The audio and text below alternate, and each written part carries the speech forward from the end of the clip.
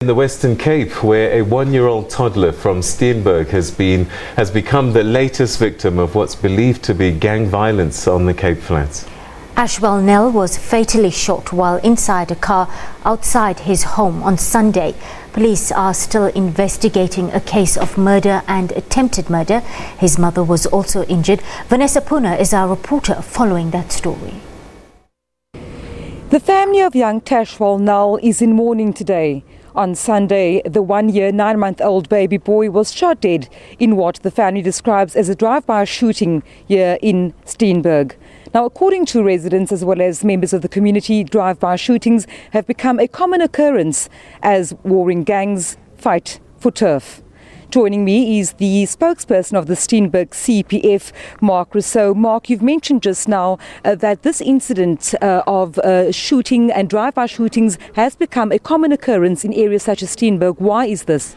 Well, it is a common occurrence. It's over the last couple of months. It's become very prevalent in not just in Cape Village, but as in Ashwell as well.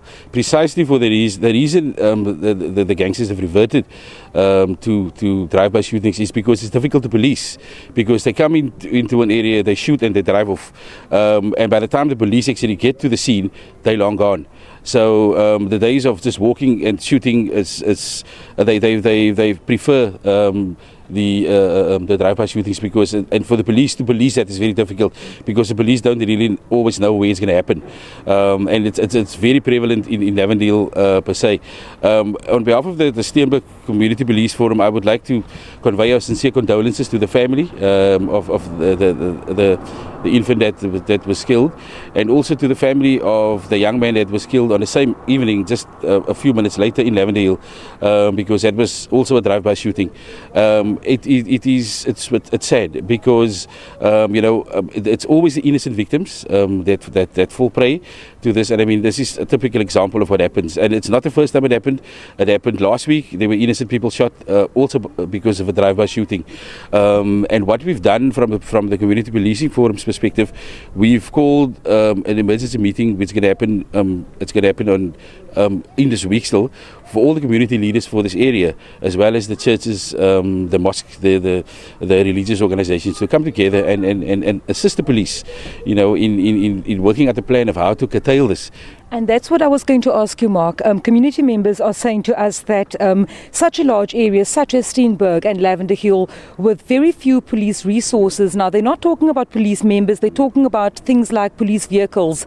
And the community is saying that this is a huge stumbling block in the fight against the scourge of violence, specifically gang violence we've seen in areas such as Steenberg.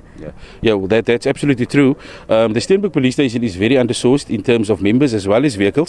For at any one time, there's only really one vehicle available to patrol this area, as well as Lavender Hill, and we've made a call to provincial many times already to increase the resources, because Lavender Hill, the Steenberg police station, gang violence in our precinct is rife.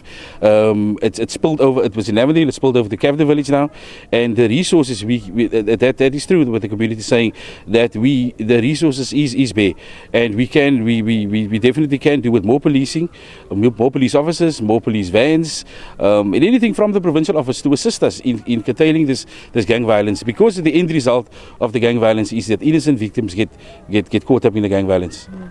There's also been a call to the very community, because oftentimes members of the communities know exactly which gangs, for example, are involved, but they are too scared to speak of it.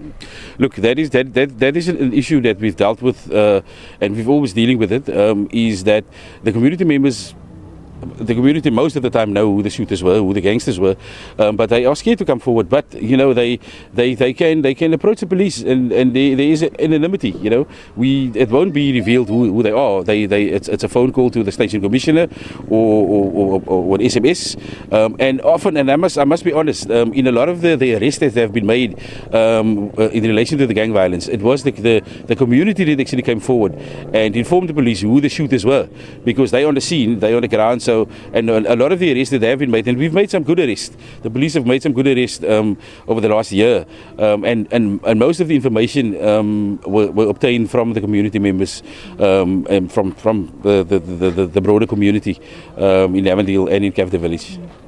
So as yet another family in an area such as Steenberg now prepare to later arrest the 1 year, 9-month-old Ashwell Nel, the call is for the community to stand up against the scourge of gang violence. Very difficult when people, as they have explained to us, living like hostages in their own homes. The call then is for not just the police but all role players to come together to fight the scourge, as yet another family has to say goodbye to a loved one.